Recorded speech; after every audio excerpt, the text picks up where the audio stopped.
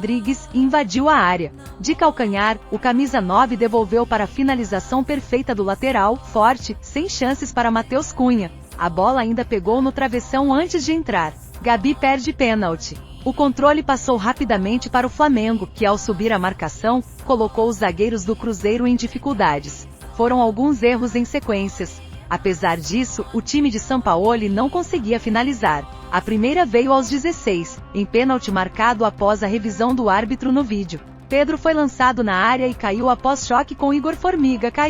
Gabigol foi para a cobrança e acertou a trave esquerda de Rafael, que já tinha caído do outro lado. O camisa 10 ainda pegou o rebote, o que não é permitido, e encerrou o lance. Flamengo cresce e empata. Conseguindo recuperar a bola próximo à área de Rafael, o Flamengo cresceu e concentrou o jogo pela direita. Foi por ali, com Wesley, que o empate saiu. O lateral foi ao fundo e cruzou. A menos de uma semana do fim do prazo da vacinação contra a gripe, que termina nesta quarta-feira, 31, a adesão da população ao imunizante está em menos de 40%. A meta anunciada pelo Ministério da Saúde no início da campanha era de alcançar pelo menos 90% de cobertura vacinal. Entre os grupos prioritários, o infectologista Renato Couri alertou para o perigo do cenário de baixa adesão com a proximidade do período de inverno. O frio aumenta a transmissão e multiplicação do vírus, as pessoas ficam em ambientes mais fechados, gerando condições para maior circulação desse vírus, e consequentemente mais casos, disse.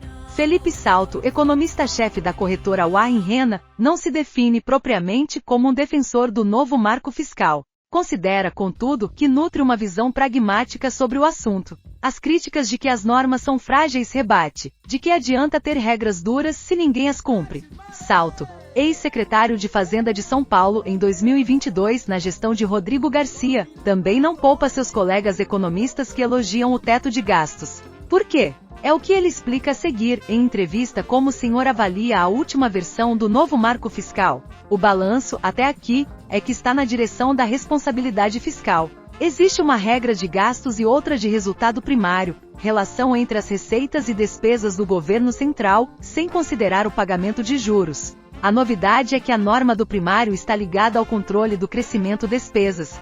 Por isso, os críticos dizem que no marco as despesas estão garantidas, mas as receitas não, e esse seria o problema. Não vou comentar as críticas.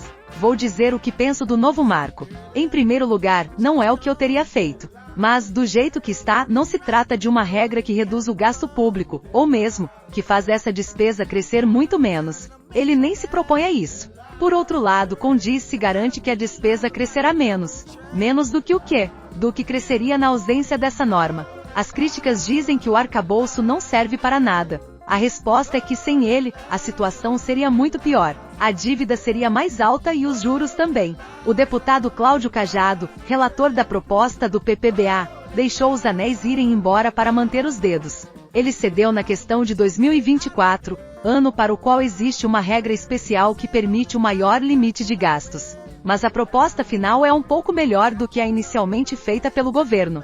O fato é que não adianta termos uma regra draconiana. Por quê? Acho bonito alguns economistas falarem que o teto de gastos era a última bolacha do pacote, porque as despesas só podiam crescer de acordo com a inflação.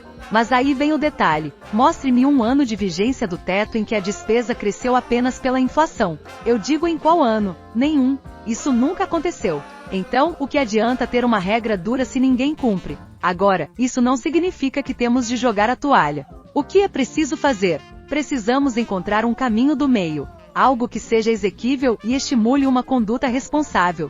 Agora, não adianta nada ter uma regra se o governo não tiver a convicção de que é preciso controlar os gastos. Sem isso, daqui a 2 anos vamos ter de discutir novamente um marco fiscal. Artistas apresentaram um projeto cultural com o objetivo de discutir misoginia, violência contra a mulher e opressão de gênero para a seleção Fundo de Apoio à Cultura, FAC.